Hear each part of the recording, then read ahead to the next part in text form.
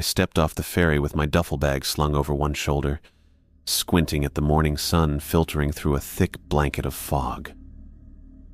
Vancouver Island stretched out before me, all mist and shadows and towering trees. I'd worked plenty of logging sites before, but something about this place felt different right away. The company truck waited in the parking lot, Atticus Santos leaning against the hood. I recognized him from his profile picture in the job posting. Weathered face, gray-streaked beard, the kind of guy who'd spent more time in forests than towns. "Miles Moss?" he asked, though he clearly knew the answer. "That's me." I shifted my bag and extended my hand. His grip was firm, calloused from decades of the same work I'd been doing for just 8 years. "Good timing. We're heading out to the site now. Throw your gear in the back." I tossed my duffel into the truck bed and climbed into the passenger seat. Atticus drove in silence for the first 20 minutes, navigating winding roads that cut deeper into the island's interior. The trees grew taller, older, packed more tightly together the farther we went. "First time on the island?" he finally asked. "Yeah, worked mostly Oregon and Washington until now." He nodded. "Different here. Older forest. More particular." I wasn't sure what he meant by that, but I didn't ask. The logging industry attracted its share of odd characters, and I'd learned not to read too much into cryptic comments. The road narrowed as we climbed higher, the forest pressing in on both sides.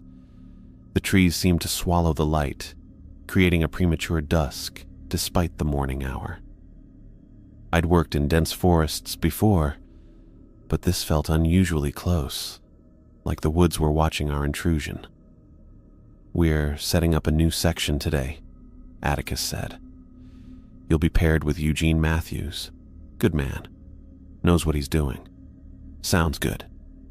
We pulled into a small clearing where several trucks were already parked.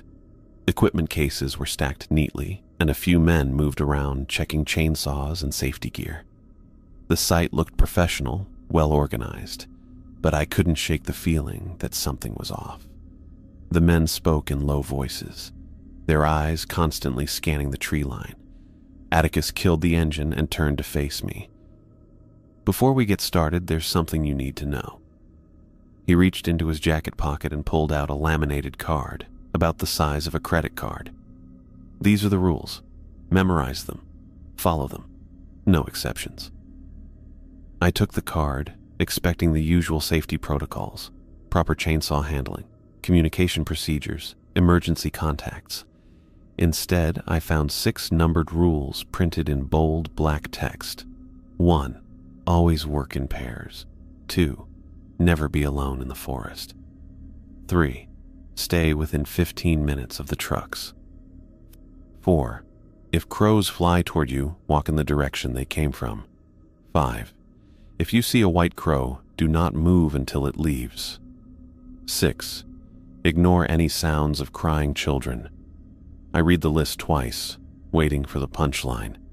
When none came, I looked up at Atticus, who watched me with an intensity that made me uncomfortable. Is this some kind of joke? Hazing the new guy? His expression didn't change. "These rules keep people alive, Miles. I don't care if you understand them. I don't care if you believe in them. But you will follow them, or you won't work on my site." Something in his tone made me hold back the laugh that had been building. His eyes held no humor, only a dead seriousness that seemed excessive even for safety protocols. "Sure, okay." I pocketed the card, deciding to play along until I figured out what was really going on. Atticus seemed to accept my response, though I could tell he wasn't convinced of my sincerity. He got out of the truck and I followed, grabbing my gear from the back. "Eugene," he called. A man looked up from where he was checking a chainsaw. He was shorter than me, with a wiry build and watchful dark eyes that seemed to take in everything at once. A jagged scar ran along his forearm, visible below his rolled-up sleeve. "This is Miles, your new partner. Get him set up and show him the section we're clearing today." Eugene nodded but said nothing as he approached. His handshake was quick, almost reluctant, his eyes never quite meeting mine. "You got your gear?" he asked, his voice surprisingly soft. "Yeah, all set." "Good. We're taking the east section. Stay close." He turned and headed toward the tree line without waiting for my response. I glanced at Atticus, who gave me a nod that clearly meant follow him. I adjusted my hard hat and jogged to catch up. The moment we stepped past the first line of trees, the forest seemed to close around us. The sounds from the staging area faded almost immediately, replaced by an unusual stillness. Most forests had a constant background noise: birds, insects, wind through leaves. But here, the sounds seemed muted, distant. Eugene moved with practiced efficiency, never straying more than a few feet from me as we made our way to our assigned section. I noticed how his eyes constantly scanned our surroundings, checking the trees, the ground, the sky. It wasn't the normal awareness of an experienced logger looking for hazards. It was something more intense, almost like fear. We reached a stand of Douglas firs marked for cutting. Eugene set down his equipment and began his safety checks. I did the same, the familiar routine helping to settle the uneasiness I'd been feeling. "So," I said, trying to break the awkward silence, "what's with the rules? The white crows and crying kids?" Eugene paused, his hands going still on his chainsaw. For a long moment he said nothing, just stared at the forest floor. When he finally looked up, his expression was carefully blank. "Just follow them." But why? I mean, some make sense, working in pairs, staying near the trucks, but the others... "Just follow them," he repeated, his voice flat. "That's all you need to know." He turned away and started his chainsaw, effectively ending the conversation. I stood there for a moment, frustrated by the non-answer, before starting my own saw. Whatever game they were playing, I'd figure it out eventually. We fell into a rhythm as the day progressed. Eugene was skilled and efficient, and despite his reticence, we worked well together. I noticed he never let me out of his sight. If I moved to a different tree, he adjusted his position to keep me in view. If I walked a few yards away to check something, he followed. It might have been annoying if it wasn't so strange. At lunch, we sat on fallen logs and ate in near silence.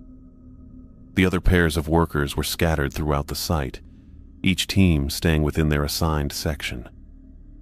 Everyone seemed unusually alert, even during their break. "Been working here long?" I asked Eugene, trying again for conversation.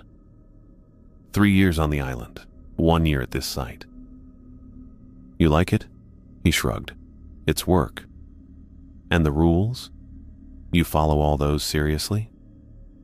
Something flickered across his face. Irritation, maybe, or concern.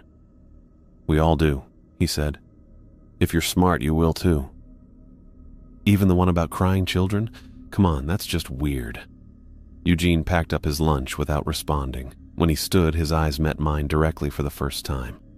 "Especially that one," he said quietly, then walked back to our work area. The next 2 days followed the same pattern. We'd arrive at the site, check our equipment, and work our section.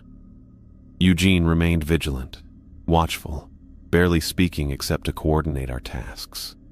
The other workers were similarly subdued. There was none of the usual joking or trash talk I was used to on logging sites. Everyone seemed focused on the work and on getting out of the forest as quickly as possible each day. I kept the laminated card in my pocket, occasionally taking it out to read the strange rules again. Part of me still thought it was an elaborate prank, but no one ever broke character or let on that it was a joke. And there was something about the forest itself that kept me from dismissing it entirely.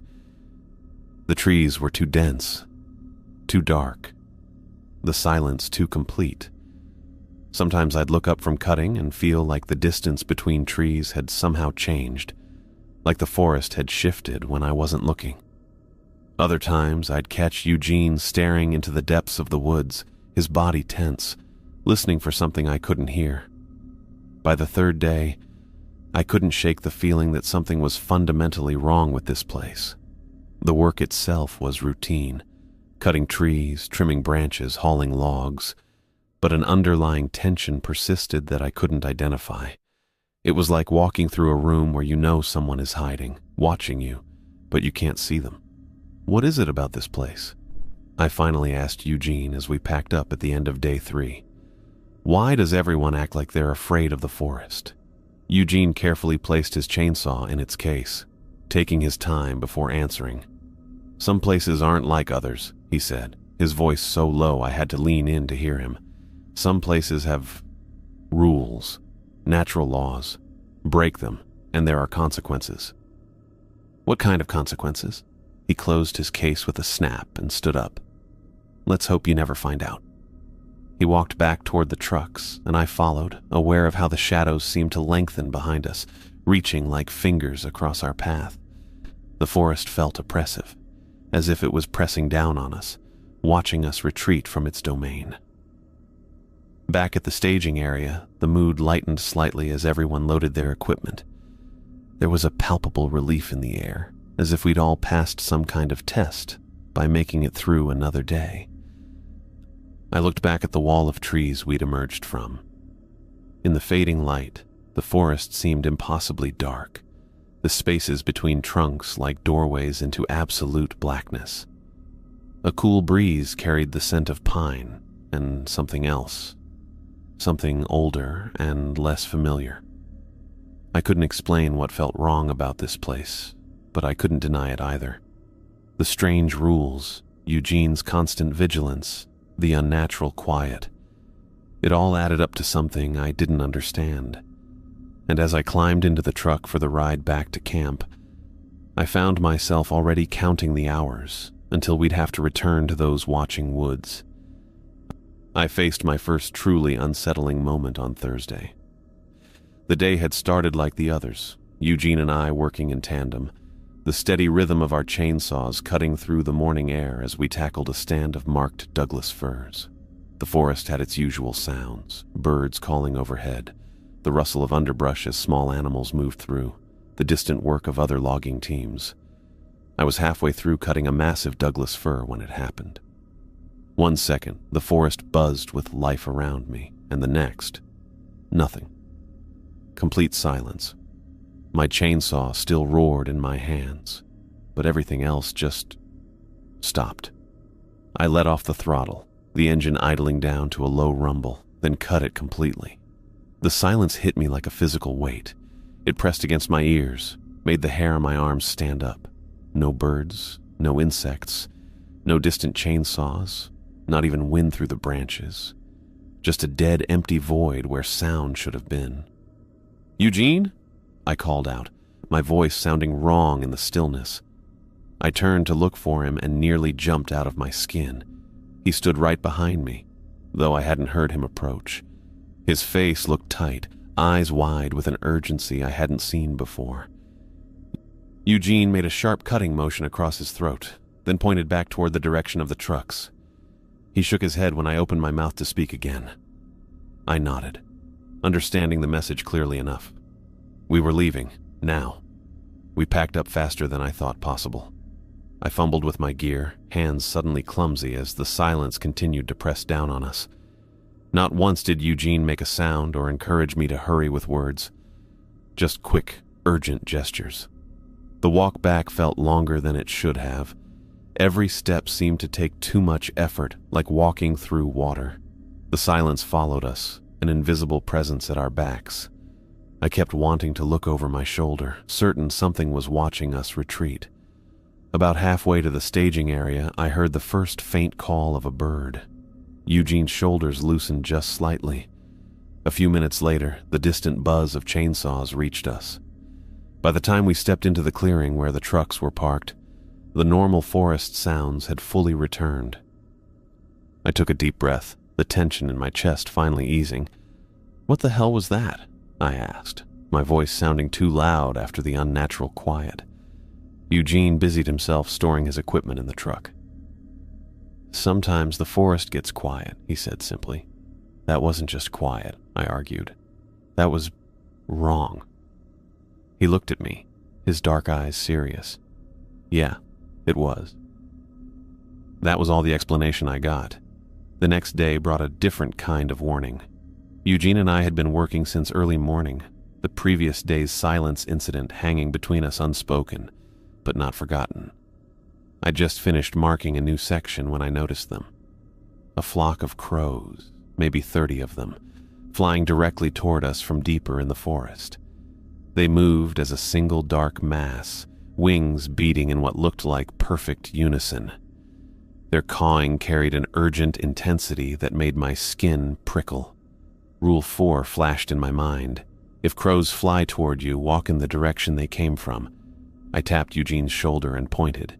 He looked up, nodded once, and immediately started walking away from our work site, heading in the direction the crows had come from, back toward the trucks.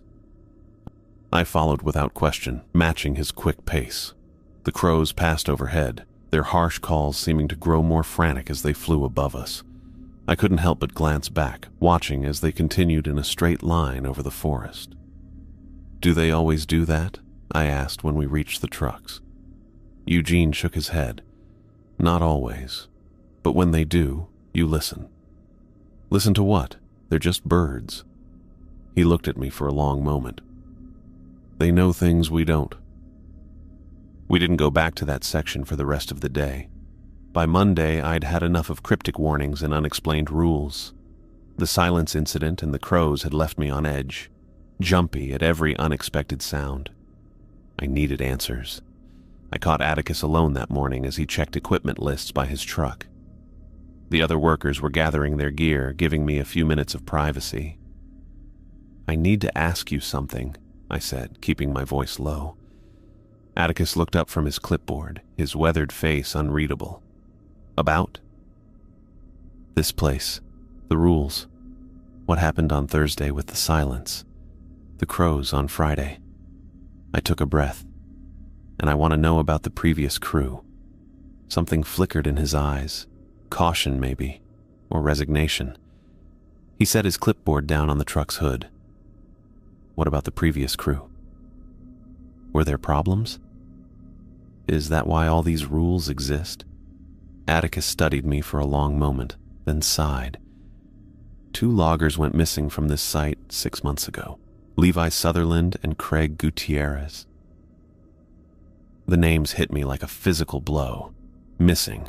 Not quit, not transferred. Missing. "What happened to them?" I asked, my mouth suddenly dry. "Levi disappeared first. Normal workday, everything routine. His partner Craig went to get something from their truck. When he came back 15 minutes later, Levi was gone." Atticus ran a hand over his face. "Craig reported it immediately. We all searched until dark. Next morning, Craig went out with a search team, split off to check an area he thought Levi might have gone to, and he never came back either. I tried to process this. Maybe they just left? Walked off the job?" Atticus shook his head. "Left all their gear, their wallets, their phones. Their trucks were still here. And Craig had been with the company 8 years. He wouldn't just walk away during a search for his partner." "What did the police say?" "They brought dogs, helicopters. Search teams covered 50 miles of surrounding terrain." His voice had gone flat, emotionless. "Found absolutely nothing. Not a footprint, not a scrap of clothing. Nothing." I thought about the silence in the forest, how it had felt like something watching, waiting. I thought about the crows flying overhead, warning us away. "And that's why we have the rules," I said quietly. It wasn't a question. Atticus nodded. "That's why we have the rules." "Do you think they're still out there somewhere?" I asked. His eyes met mine, and for the first time, I saw real fear there. "No," he said simply. "I don't."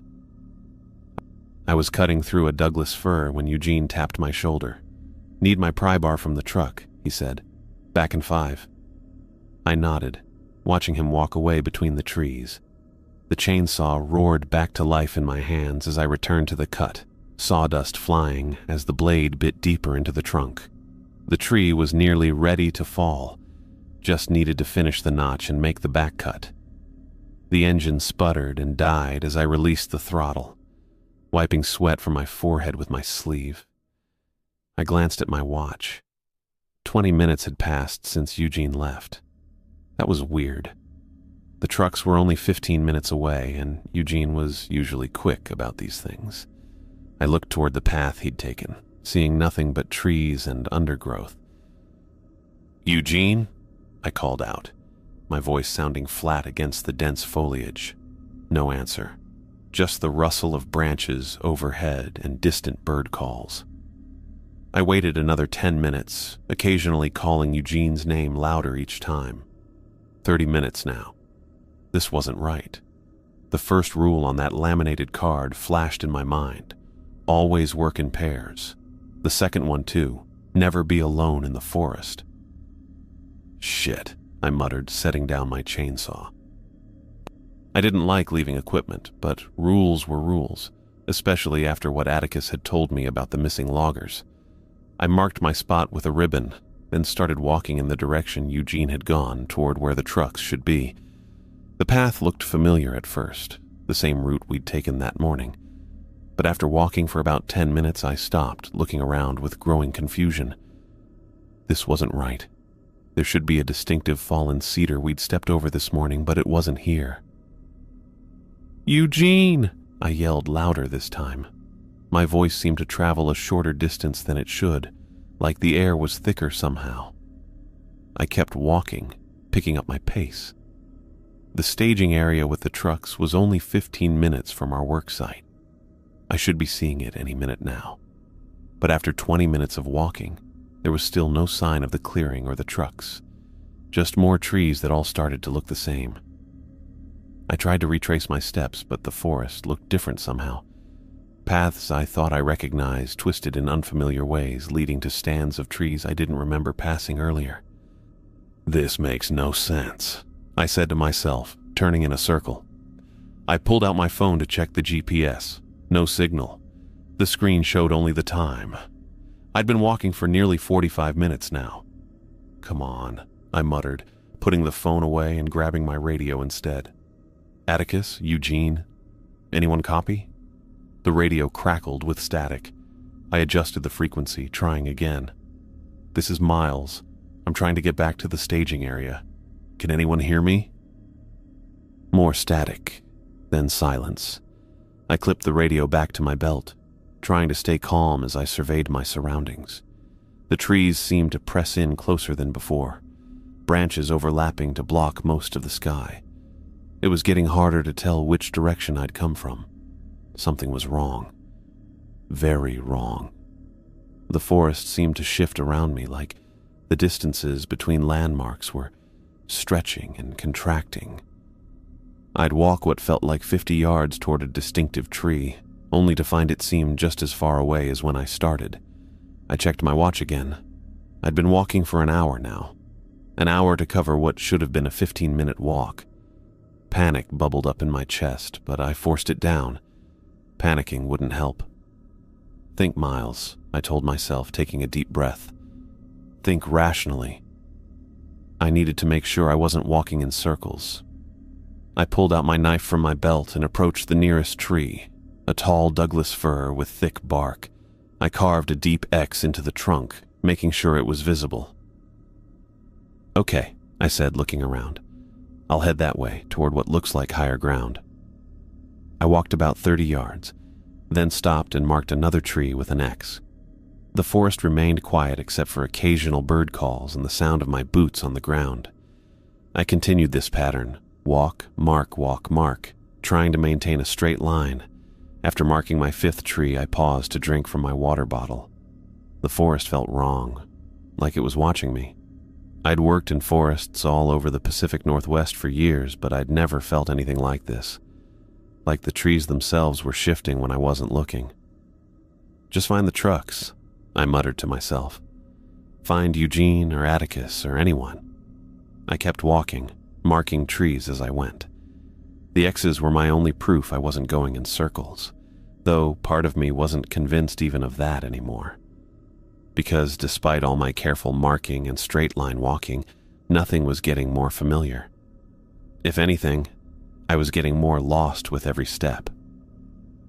The sound was so faint at first that I thought it might be the wind through the branches, just a whisper at the edge of my hearing. I stopped walking and held my breath, straining to listen. There it came again, a soft, broken whimper that made my skin prickle. I stood completely still, my knife still in my hand from marking the last tree. The whimpering grew clearer, transforming into words that made my stomach drop. "Help me. Please. Anybody." It was a child's voice, small and frightened, choked with tears. The sound seemed to float between the trees about 50 yards to my right, though distance felt impossible to judge in this place. "Hello?" I called out, my voice sounding muffled in the dense air. "Where are you?" The sobbing paused for a heartbeat, then came back stronger. "Please help me. I can't find my way out." The voice belonged to a young kid, maybe 6 or 7 years old. My mind raced with questions. What was a child doing alone in a remote logging site? Had someone from a nearby town wandered too far? Was there a campground I didn't know about? I took a step toward the sound, then another. Every instinct I had screamed to help, to find this lost kid before darkness fell. The forest would be no place for a child at night. "Keep talking," I shouted. "I'm coming to help you." The crying grew more desperate. "I'm scared. Please hurry."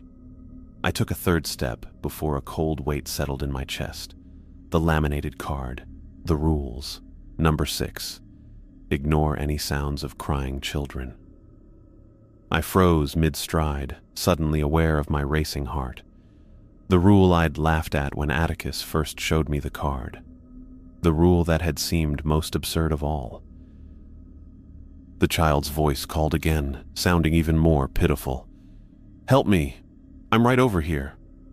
My hand went to my pocket, feeling the stiff edge of the laminated card. Eugene's words echoed in my head, especially that last one, about the crying. I stood paralyzed between instinct and warning. Everything in me wanted to rush toward that voice to find the lost child and bring them to safety. But the rules had proven themselves already. The forest silence, the crows, and now this. "Please," the child sobbed. "I just want to go home." I closed my eyes, fighting against every natural impulse. Then I turned my back on the crying and started walking in what I hoped was the direction of the trucks. "I'm sorry," I whispered, not sure if I was apologizing to the voice or to myself. The crying didn't stop. It followed me, sometimes seeming to come from directly behind, making me want to look back. Then it would shift, floating ahead of me between the trees, as if the child had somehow circled around. "Why are you leaving me?" The voice cracked with hurt. "Don't go." I kept walking, eyes fixed ahead, trying to block out the sound. My pace quickened until I was nearly jogging, branches slapping against my arms as I pushed through the undergrowth. The voice maintained the same desperate tone, never changing in its intensity or pitch, never growing hoarse despite the constant crying. That unnatural consistency made my skin crawl more than anything. "You're going the wrong way," the voice called, now from my left. "The way out is this way. Follow me." I ignored it, checking my watch again. Another 20 minutes had passed. I should have reached the trucks by now if I'd been walking in the right direction. The crying child's voice suddenly dropped to a whisper that somehow carried clearly to my ears. "They left you here too, didn't they? Just like they left me." I stopped breathing for a moment, then forced myself forward, refusing to engage. The voice grew louder, angrier. "You can't leave me here!" The scream held none of a child's limitations. It filled the forest, seeming to come from everywhere at once. I broke into a run, crashing through underbrush, no longer caring about direction, just needing distance from that awful sound. After what felt like miles, my foot caught on an exposed root, sending me sprawling onto the forest floor. I lay there for a moment, breathing hard, listening. Silence. The crying had stopped. I pushed myself up, brushing dirt and leaves from my clothes. When I looked up, I saw a flash of orange through the trees ahead, safety cones, the staging area. Relief flooded through me as I stumbled toward the color. A minute later, I broke through the tree line into the clearing where our trucks were parked. Eugene sat on his tailgate, a cigarette trembling between his fingers. When he saw me, he jumped down, his face a mixture of relief and lingering fear. "Jesus Christ, Miles," he said, his voice rough. "Where the hell did you go?" I walked toward him on unsteady legs, too drained to speak right away. Eugene took a long drag from his cigarette, his hand shaking so badly that ash scattered across his boots. "I went to get the pry bar," he said, smoke curling from his lips. "Came back 5 minutes later and you were gone. Just gone." AI. I'll continue the chapter from where I left off. I checked my watch, blinking at the display in disbelief. 3 hours? That can't be right. I tapped the face of my watch, certain it had to be broken. Eugene jumped down from his perch on the tailgate, grinding his cigarette under his boot. His face looked worn, eyes ringed with exhaustion. "Where the hell were you?" he asked, voice tight. "I came back from the truck in like 10 minutes and you were just gone." I shook my head, still staring at my watch. "That's not possible. I was cutting that Douglas fir when you left. I kept working for a bit. Then my saw died. When you didn't come back after 20 minutes, I started looking for the trucks." Eugene ran a hand through his hair, leaving it standing up in odd spikes. "I got the pry bar and came right back. You weren't at the tree. Your saw was there, but you weren't. I marked the tree with a ribbon before I left," I said, patting my pockets for the roll of marking tape.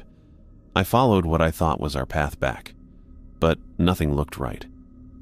I searched for you for an hour," Eugene said. "Called your name until my voice gave out. Then I had to come back here and radio Atticus. We were about to send out a search party." The other workers kept glancing our way as they packed up equipment, their expressions a mix of curiosity and something darker. No one asked questions, but I could feel them watching. "It felt like minutes to me," I said, my voice dropping lower. "How could 3 hours just disappear?" Eugene wouldn't meet my eyes. "This place, sometimes time works different in there." "That doesn't make any sense. I know that section. We've been working it all week." "Yeah," Eugene said, but there was no conviction in his voice. He climbed back into the truck bed and started securing his gear with quick, practiced movements. The conversation was over. I stood there for a moment, trying to reconcile what had happened. 3 hours lost. 3 hours wandering in circles in a forest I should have known. And the crying. That child's voice that wasn't a child at all. The ride back to camp was quiet. No one talked much beyond basic coordination about dinner plans and tomorrow's work assignments. I sat in the back of Atticus's truck with 2 other loggers who kept to themselves, occasionally shooting glances my way when they thought I wasn't looking. Back at camp, I showered off the day's sweat and grime, letting hot water pound against my shoulders. My muscles ached from hours of tense walking. I kept replaying the forest in my mind, the trees that seemed to shift when I wasn't looking, the paths that led nowhere, the voice that followed me. None of it made sense. The mess hall was half empty when I got there. Most guys had already eaten and moved on to the rec room or their bunks. I filled a plate with lukewarm stew and found a corner table away from everyone else. I was almost finished when Atticus appeared, sliding onto the bench across from me with a cup of coffee. He looked older tonight, the lines in his face deeper. "Eugene told me you got turned around today," he said, his voice carefully neutral. "That's putting it mildly." I pushed my empty plate aside. I was marking trees, walking in straight lines. Should have hit the clearing in 15 minutes tops. Instead, I walked for hours and got nowhere. Atticus nodded slowly, turning his coffee mug between his hands. "Happens sometimes.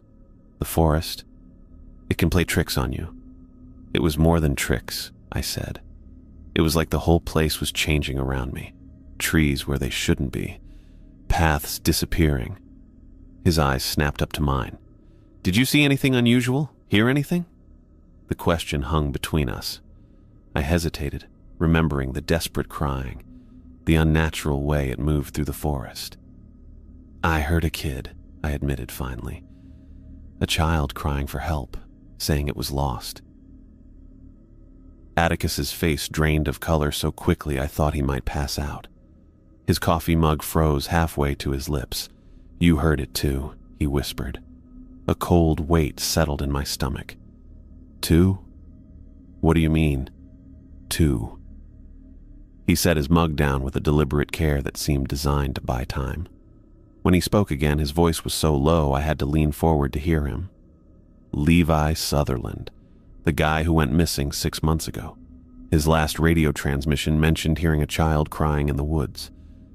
The mess hall suddenly felt too warm, too close.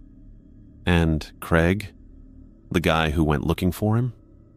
Atticus's eyes met mine. Same thing. His final check-in, he said he heard a kid crying and was going to investigate. That was the last anyone heard from him.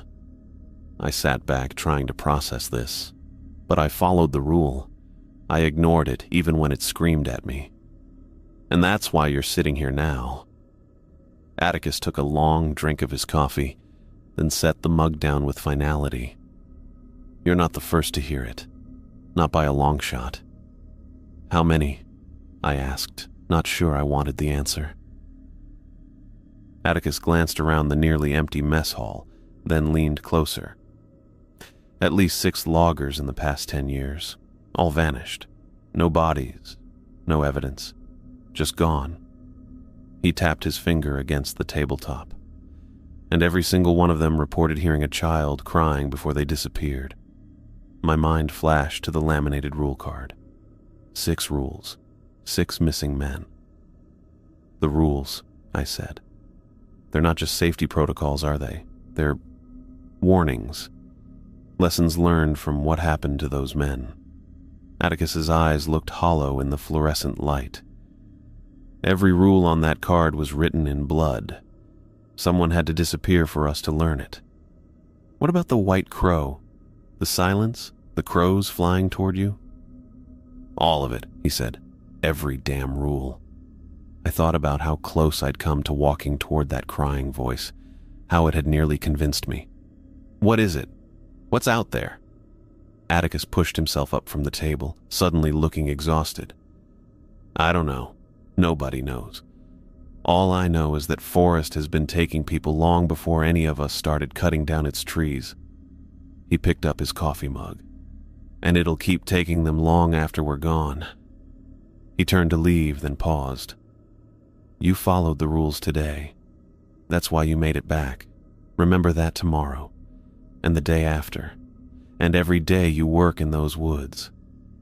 I watched him walk away. His shoulders stooped under some invisible weight. The mess hall felt suddenly too big, too empty. Outside the windows, night had fallen completely, and I could see the dark mass of the forest against the sky, stretching away into blackness. 6 loggers gone without a trace, 6 men who heard what I heard today. The only difference was that I had known the rule. Ignore any sounds of crying children. I pulled the laminated card from my pocket and read through the rules again. 6 rules. 6 missing men. I wondered which rule had cost Levi Sutherland his life. Which one had Craig Gutierrez broken while searching for his friend?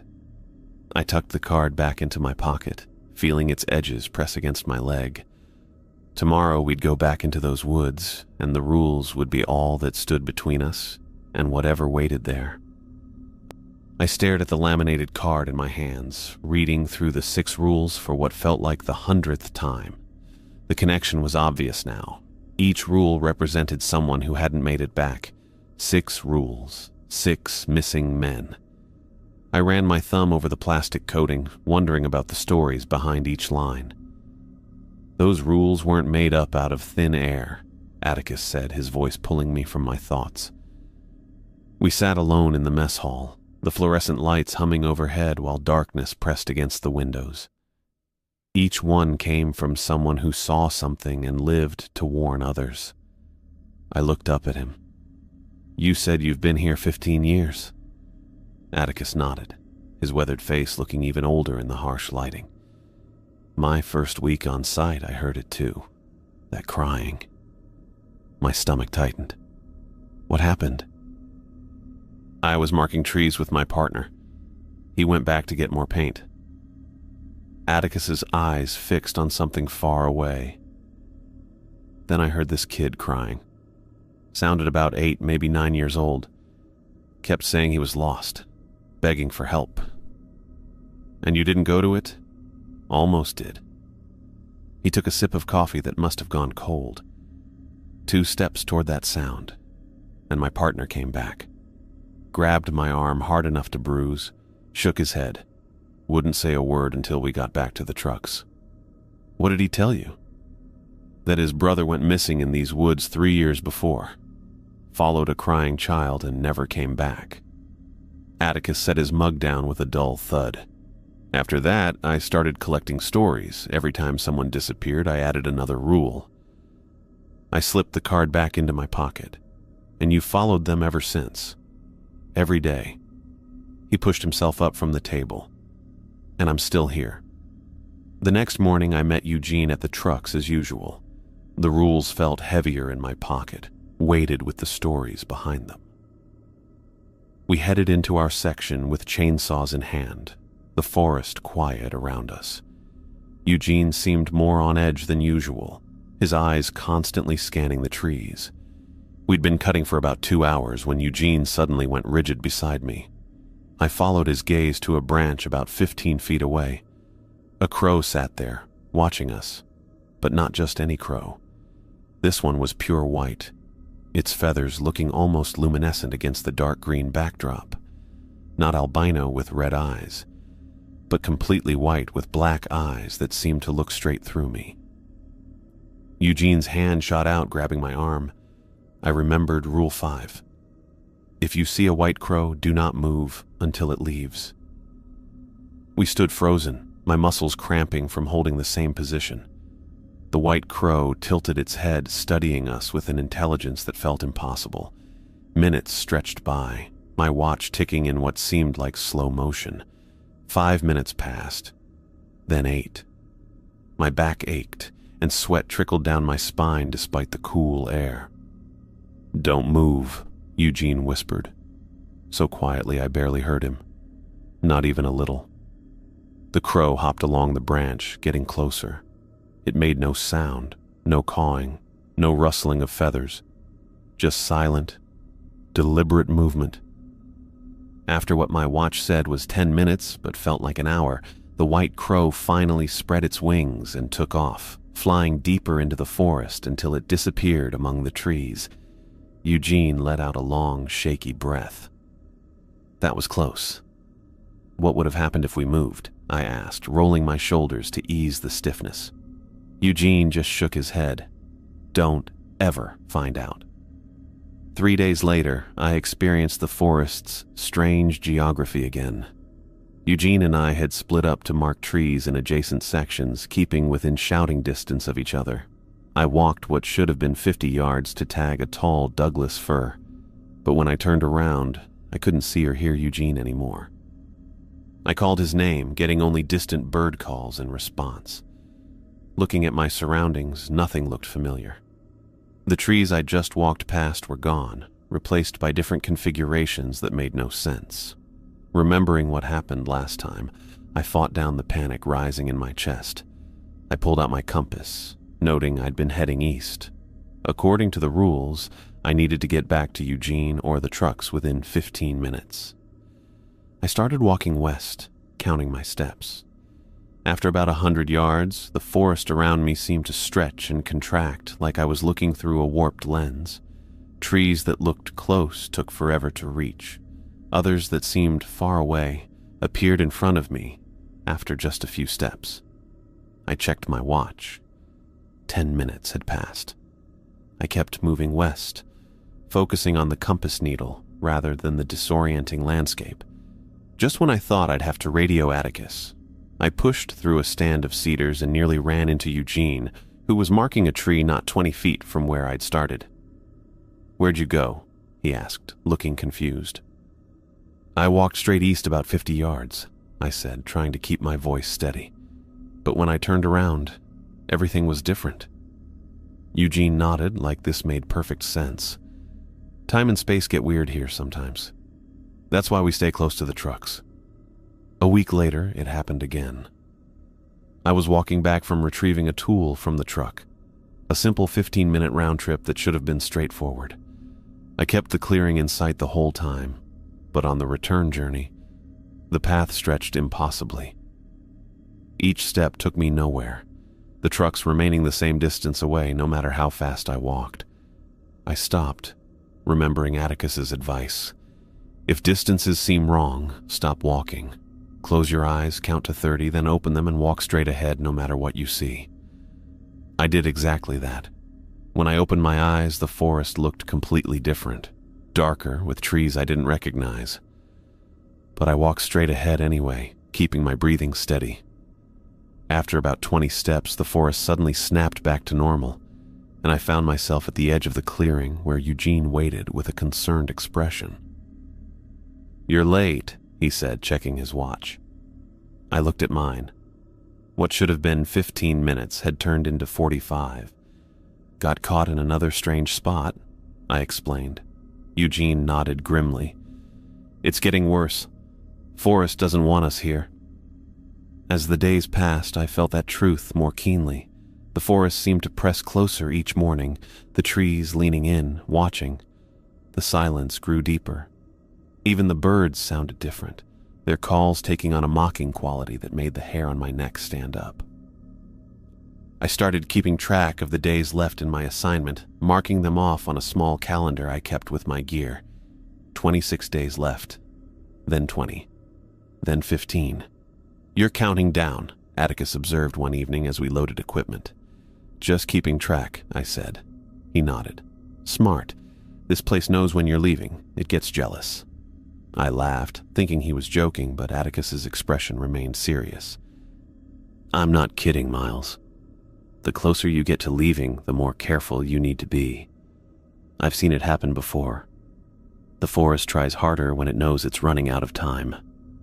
I looked back at the trees, their shadows stretching toward us as the sun set. For a second, I could have sworn they moved against the wind, reaching out like fingers. 13 more days, I said quietly. 13 days, Atticus repeated. "Follow the rules. Every single one of them." I nodded, feeling the weight of the laminated card in my pocket. The rules had kept me alive so far. 13 more days of vigilance, of white crows and crying children and paths that changed when you weren't looking. 13 more days in a forest that didn't want me there, that seemed to grow more resentful with each tree we cut. I could make it. I had to make it. But as we drove away that evening, I couldn't shake the feeling that something was watching me from between the trees. Something patient and ancient that had all the time in the world to wait. I felt my boots sink into the soft earth as a light rain misted through the canopy above. It was my last day at the site, and I couldn't wait to get back to the mainland.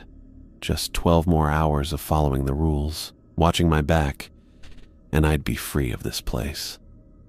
Eugene worked about 20 feet away, his saw cutting through a marked cedar with practiced efficiency. I'd grown used to his constant vigilance over the past weeks, the way his eyes never settled in one spot for long, how he positioned himself to maintain line of sight with me at all times.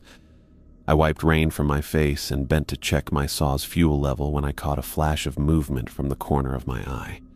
Looking up, I saw them, dozens of crows bursting from the trees deeper in the forest, their black wings beating frantically as they flew directly toward us.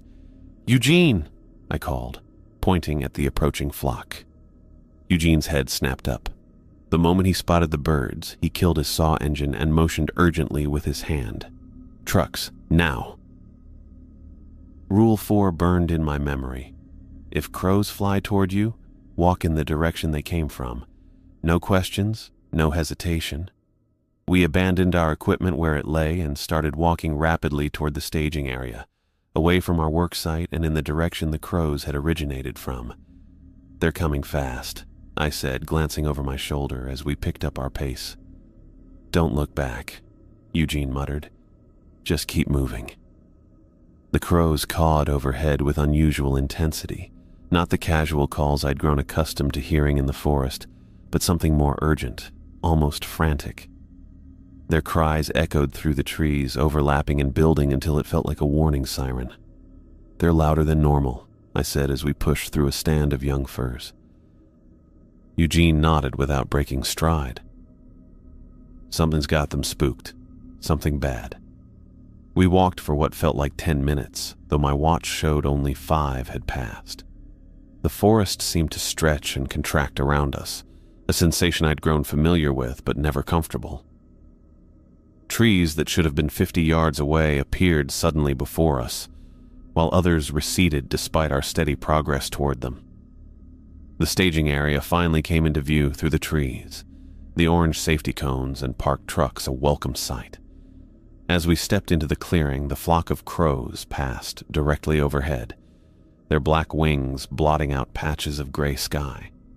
Their caws grew even more intense as they flew over us, as if warning us away from something terrible hidden among the trees we'd just left. Eugene looked up at them, his face tight with concern. "Never heard them this worked up before." "What do you think it means?" I asked. He shook his head. "Nothing good. Forest knows it's your last day." I felt a chill that had nothing to do with the rain. "You really think it knows?" "Places like this?" Eugene trailed off, watching the crows disappear over the treetops. "They have their own way of knowing things." We reached the trucks, and I felt the forest closing in around me, pressing against the edges of the clearing like a physical presence. The trees seemed to lean inward, branches reaching toward us as if angered by our escape, by my escape. My imminent departure felt like a personal affront to whatever lived among those ancient trunks. I grabbed my gear bag from the truck bed and began methodically packing my equipment for the last time.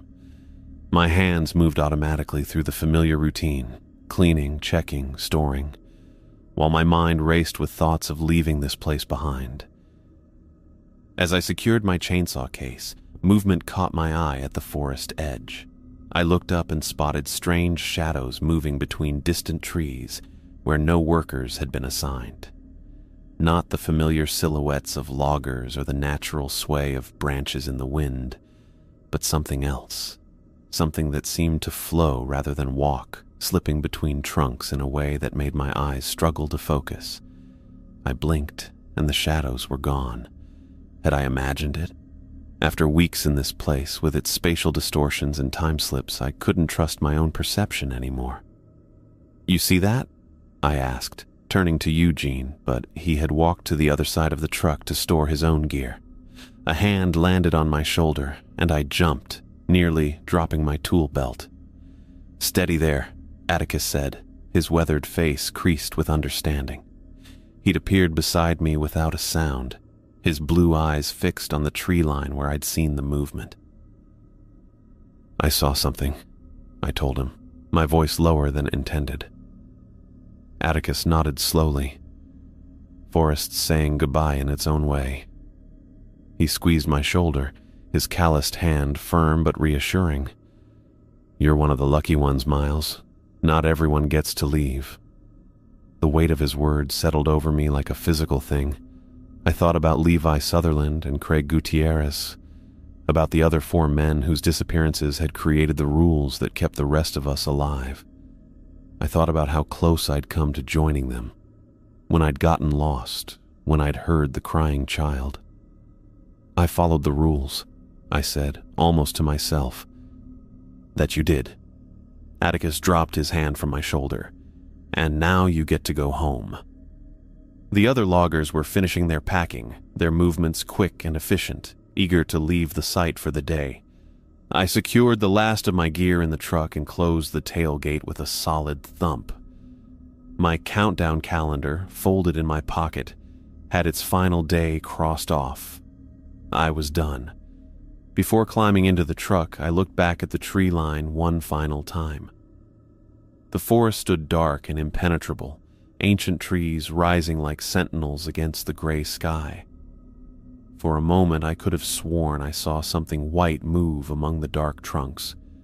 Perhaps a flash of pale bark. Perhaps something else entirely. A cold certainty washed over me as I stared into those woods. Whatever lived there was watching me leave. I could feel its attention like a physical touch, patient, ancient, and utterly inhuman. It had tested me, tempted me, tried to claim me as it had claimed others. And though I was leaving, its presence would linger with me long after I departed this island. I climbed into the truck cab and pulled the door shut with more force than necessary. Eugene slid behind the wheel, his face relaxing slightly as he started the engine. "Ready to get out of here?" he asked, the first hint of a smile I'd seen from him in weeks. "More than ready," I answered, but I couldn't help glancing back at the forest one last time as we pulled away from the clearing. The trees remained motionless, revealing nothing of their secrets. But I knew with absolute certainty that they would be waiting, patient and hungry, for the next person who broke the rules. I stepped off the ferry onto the mainland, duffel bag slung over my shoulder, and took a deep breath of air that didn't feel like it was watching me. The wind off the water carried the smell of salt and diesel, normal smells that didn't make the hair on the back of my neck stand up. It had been 3 weeks since I'd left Vancouver Island, and I still caught myself looking over my shoulder more often than I wanted to admit. My new assignment was about an hour's drive inland, a standard clear-cutting operation with none of the whispered warnings or laminated rule cards, just trees that stayed where they were supposed to and paths that led where they should. The company truck waited in the parking lot, a different driver this time. No Atticus with his weathered face and knowing eyes. Just a guy named Dave who nodded when I approached, barely looking up from his phone. "You Moss?" he asked, thumbing something on his screen. "Yeah," I said, tossing my bag into the truck bed. "Cool. Hop in." The drive was quiet, just road noise and occasional radio static. Dave wasn't much for conversation, which suited me fine. I watched the landscape roll by. Normal trees that didn't seem to shift when you weren't looking at them. I reached into my back pocket, fingers finding the edge of the laminated card I'd transferred to my new wallet. I kept it there like some kind of talisman, though I couldn't say exactly why. The 6 rules were burned into my memory anyway. Always work in pairs. Never be alone in the forest. Stay within 15 minutes of the trucks. If crows fly toward you, walk in the direction they came from. If you see a white crow, do not move until it leaves. Ignore any sounds of crying children. I ran my thumb over the card's smooth surface. Insurance, maybe. A reminder that I wasn't crazy, that what happened on that island was real. The mainland operation ran like clockwork. No one froze when birds flew overhead. No one checked their watches obsessively to make sure they weren't losing time. We cut trees, loaded trucks, went home when the day was done. Normal. My partner was a guy named Ricky, mid-50s with a gray-streaked beard and calloused hands. He didn't hover within arm's reach like Eugene had. Sometimes he'd wander 50 yards away to mark trees or take a leak, completely unconcerned. The first time he did it, I nearly called after him. "Where you going?" I asked, trying to sound casual. He looked at me like I'd asked why the sky was blue. "Marking that stand over there, back in 10. I nodded and turned back to my saw, but my eyes kept tracking to where he'd disappeared between the trees. My palms went sweaty. 5 minutes passed. 7. 9. When he reappeared exactly where he'd said he would, I let out a breath I hadn't realized I was holding. "You okay?" he asked, noticing my white-knuckle grip on the chainsaw. "Yeah," I said, just thinking about something else. After a few weeks, I stopped counting the minutes when he walked away. After a month, I stopped looking up every time birds flew overhead, but I still kept the card in my wallet. The dreams started about 2 months after I left the island. Always the same. I was back in those woods, surrounded by trees that seemed to breathe. The paths twisted, never leading where they should, and somewhere, always just out of sight, a child was crying. I'd wake up sweating, convinced for a few seconds that I was still there, that I needed to follow the rules or I'd never make it out. One night it was bad enough that I got up, turned on every light in my apartment, and sat at my kitchen table until morning, the laminated card laid out in front of me like some kind of ward against evil. The next day, I called in sick and drove to the nearest library. The reference section was empty except for an elderly woman reading a newspaper. I sat at one of the computers and typed, "Vancouver Island Missing Persons History." The search returned hundreds of results. I narrowed it down, adding forest and unexplained. What I found wasn't surprising, but seeing it laid out in black and white made my stomach turn. Reports going back decades, not just loggers, but hikers, campers, even a few locals who'd lived on the edge of certain forests, people who went in and never came out. Most of the articles were brief mentions, buried in local papers. A hiker who separated from his group for less than 10 minutes. A woman who stepped away from her campsite to take photos of a deer. A teenager who wandered off during a family picnic. Some reports mentioned extensive searches, dogs that refused to track, helicopters that found nothing but unbroken canopy, ground teams that covered the same areas over and over, finding no trace. One article from the 1970s quoted a search and rescue worker. "It's like the forest just swallowed them whole." I printed a dozen articles and took them home, spreading them across my coffee table that night. I read each one carefully, looking for patterns. Most disappearances happened to people who were alone, even briefly. Several mentioned unusual silence before the person vanished. 2 reports from different decades described the missing person, mentioning hearing a child crying shortly before they disappeared. I folded the articles and tucked them into my bedside drawer, next to the laminated card. I didn't need them to tell me what I already knew. The rules existed for a reason, written one by one as people disappeared. Blood lessons, like Atticus had said. 6 months after leaving the island, my phone buzzed with a text while I was eating dinner. "Unknown number. It's Eugene. Got your number from Atticus. Wanted you to know I'm done with logging. Found something else. Thought you should know why." I stared at the message for a long time before responding. Me. What happened? The reply came almost immediately. "Eugene. New guy. Broke Rule 3. We told him 15 mine from trucks max. He went too far. Said he knew a shortcut back." Me. "Did they find anything?" Eugene. "Same as the others. Nothing. No tracks, no gear. Nothing." I put my phone down and walked to the window, looking out at the darkening sky. I thought about the new guy, whoever he was, walking a path that seemed right until suddenly it wasn't. I wondered if he heard the crying, if he tried to follow it, if he was still there, somewhere in that impossible forest, walking paths that never led home. Eugene, you got out, smart move. Me, you should too. Eugene, already did, got a job at my cousin's garage, never going back in those woods. Me, good. Eugene, still have that card? I thought about the laminated rules in my wallet, carried like a talisman. Me, yeah. You? Eugene, every day. Some things you don't forget. I put the phone down and sat back at the table, my food gone cold. I understood what Eugene meant. Some things you don't forget because you can't. They become part of you, changing how you see the world. I'd spent months trying to make sense of what happened on that island. Researching, gathering evidence, looking for explanations. But in the end, it didn't matter if I understood. What mattered was that I'd followed the rules, and I'd survived. Some places don't care if you understand them.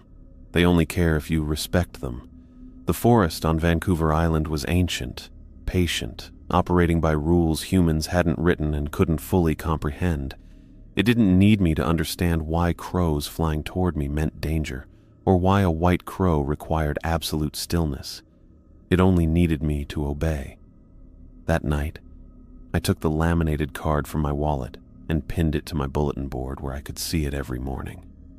Not because I needed the reminder anymore, those 6 rules were carved into my memory forever, but because it was proof. Proof that I'd faced something beyond explanation and walked away. And proof that something ancient and patient still waited in those woods for those who broke the rules. Sometimes, in the moments between waking and sleep, I still heard the echo of a child crying in the wilderness. On those nights, I'd keep my eyes closed and remind myself of Rule 6. Ignore any sounds of crying children. Even now, hundreds of miles away, it felt important to remember.